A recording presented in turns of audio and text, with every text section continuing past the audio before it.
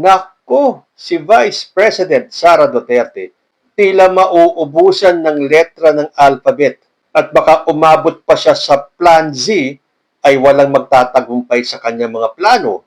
Hindi ba sinabi ni Sara Duterte a few days ago na dapat daw meron tayong Plan A, Plan B, Plan C. At sa krisis na nangyayari sa atin, meron po dapat tayong Plan A, B, and C.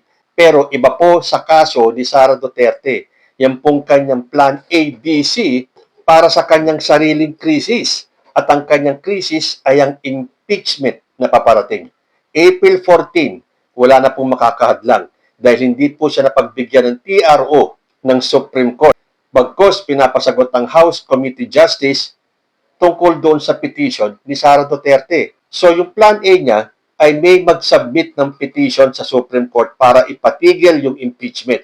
Mukhang parang hindi po pwede yun kasi sinabi nga ni Sara Duterte ni hindi daw niya alam sabi niya ni wala naman daw kumausap sa kanya na may magfa-file ng petition, meaning hindi niya alam na may nag-file ng petition. Mukhang hindi yata pwede yun Correct me if I'm wrong. Dapat yata kung sino mismo ang sangkot doon sa kaso, sila ang magfa-file ng petition ng TRO.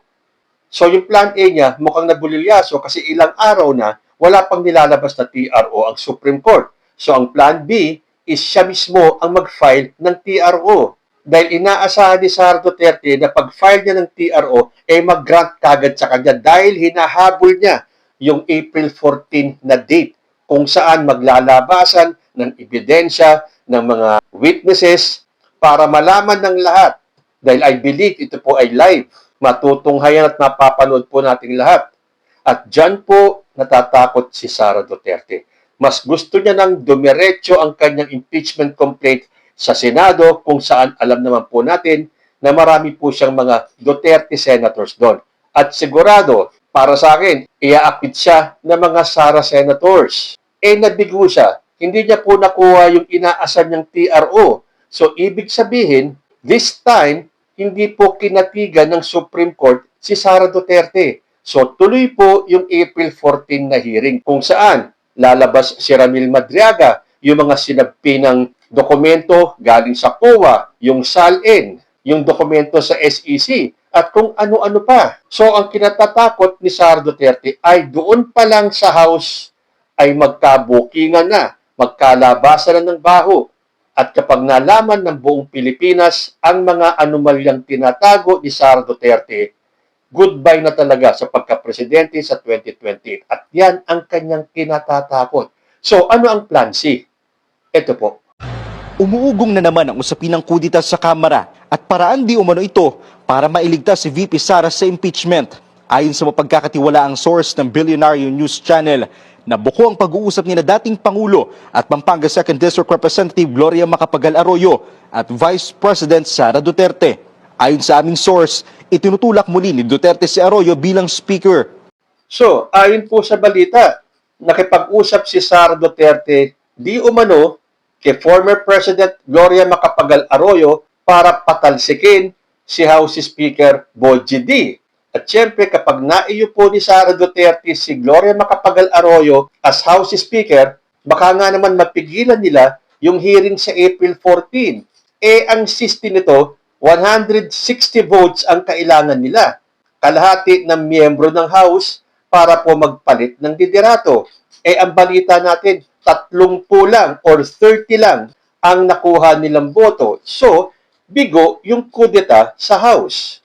At dahil nabigo sila, ito na po yung denial stage. Dahil sabi dito sa balita, Arroyo denies ouster plot versus House Speaker D. Past controversies resurface.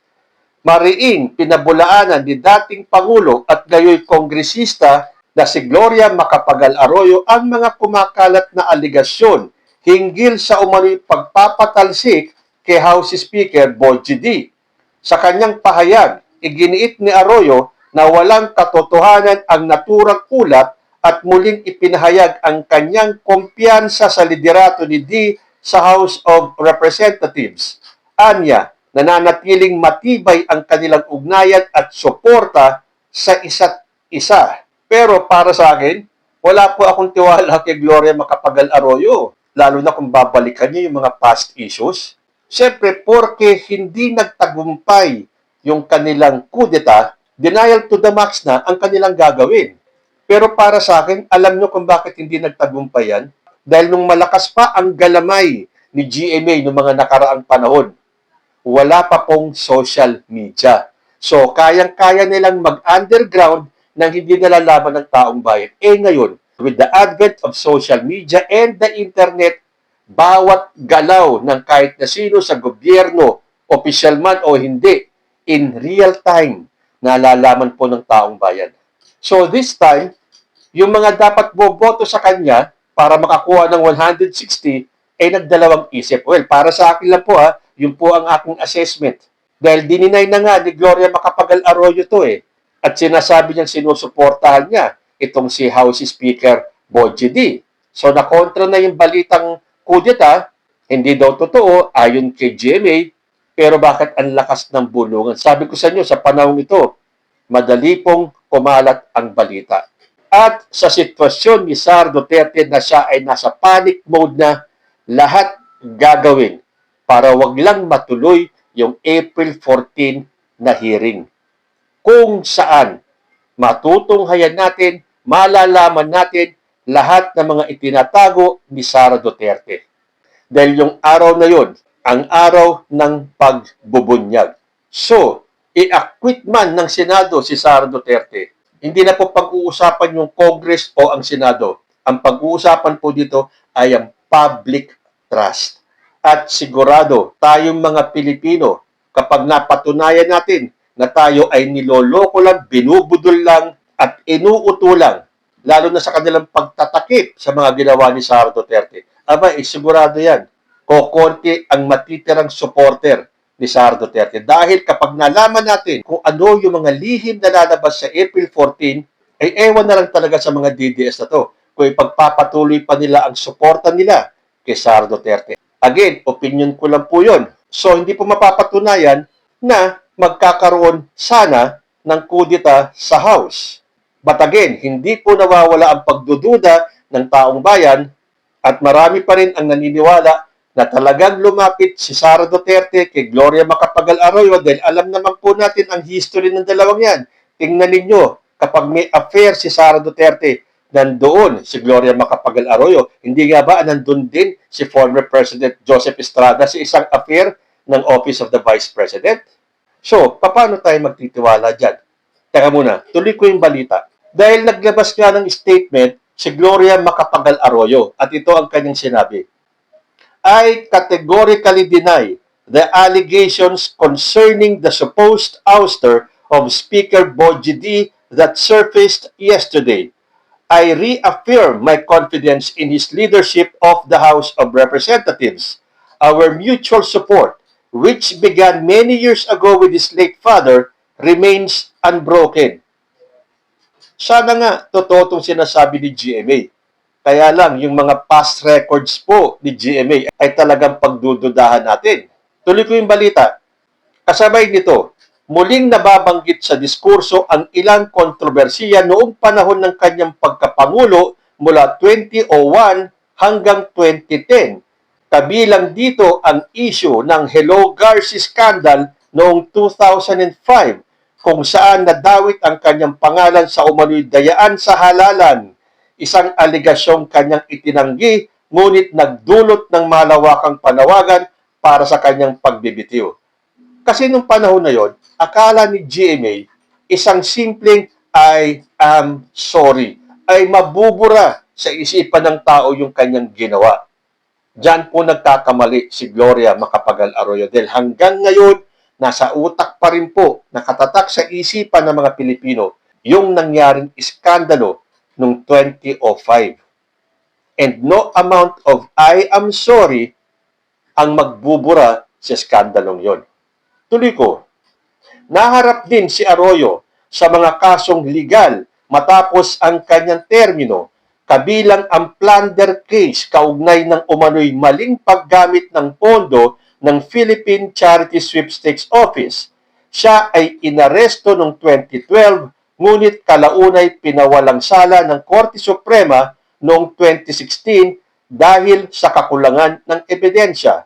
Bukod dito, umalingaw-ngaw rin noon ang kontrobersiya sa National Broadband Network NBC ZTE deal na iniugnay sa umano'y irregularidad at korupsyon, bagamat hindi siya nahatulan sa nasabing usapin. O isa pa yan, yung CTE na yan, malaking iskandalo rin yan dati. Sa kabila ng mga isyong ito, nananatiling aktibo si Arroyo sa politika at patuloy na nagsisilbi bilang miyembro ng Kamara. At dahil hindi nga sila nakakuha ng sapat na bilang para patalsikin si Bogie D, siyempre, ang kasunod nun, ang pagtanggi. Paano kung nakakuha naman sila ng bilang, say 160? Di natuloy yung coup. Tandaan po natin na si Sara Duterte din ang nagmanipula para mapalitan sino ba to? Si Alvarez ni GMA para maging speaker noon. So, akala na naman nila ay magagawa nila ngayon. Tulad nga ng sinabi ko, iba na po ang panahon ngayon. At yung sinasabi nilang superpowers ni Gloria Macapagal Arroyo ay wala na pong bisa ngayon. So yung plan ni Sara Duterte na mapatalsik si House Speaker Bogie D at iupo muli si GMA bilang House Speaker ay failure na naman po. Pero the way things are going, wala na po talagang kawala si Sara Duterte kundi harapin ang hearing sa House Justice Committee sa April 14. Pero may bago pong development dun sa petition nila ng TRO. Sabi dito sa GMA News, 17 individuals join call to stop impeach proceedings versus VP Sara Duterte. 17 individuals composed of lawyers and private citizens on Friday asked the Supreme Court to include them as petitioners seeking to stop the impeachment proceedings against Vice President Sara Duterte. Pero sa tingin ko, hindi na rito aabot sa April 14 dahil nga naglabas na ng direktiba ang Supreme Court na pinasasagot ang House Justice Committee in 10 days. So kung harapin man ng Supreme Court itong 17 individuals na sumama sa panawagan na ihinto ang impeachment proceedings, tingin ko hindi na po sakop yung April 14. So kahit na ilan pang individuals ang sumama dyan, tuloy po ang April 14 hearing. Pero teka muna, akala ko ba 32 million ang supporters ni Sara Duterte? Bakit hindi kayo mag-rally ngayon? Kalampagin ninyo ang Supreme Court para bigyan ng TRO si Sara Duterte na nasa panic mode na ngayon. But come to think of it, di ba matapang si Sara Duterte? Di ba sinasabi niya na siya ay malinis? Di ba sinasabi ng mga alipores niya na siya ay hindi corrupt? Di ba sinasabi pa nila na ang impeachment na to ay political harassment lang daw? Kung ganyan ang way of thinking ninyo, mag-petition kayo na tanggalin na yung impeachment sa Constitution para wala ng ganyang impeachment pa. Nasa saligang batas po yan. At kahit na ang isang untouchable daw na si Sara Duterte ay hindi po above the law. So ang magagawa na lang ni Sara Duterte ay harapin itong impeachment hearing niya at sagutin ang dapat sagutin dahil kung talagang wala po siyang kasalanan, hindi niya na kailangan ng Plan A, Plan B, Plan C. Kayo po, anong masasabi niyo? Comment lang po down below and I will see you in my next video. Diyos ti Agmina.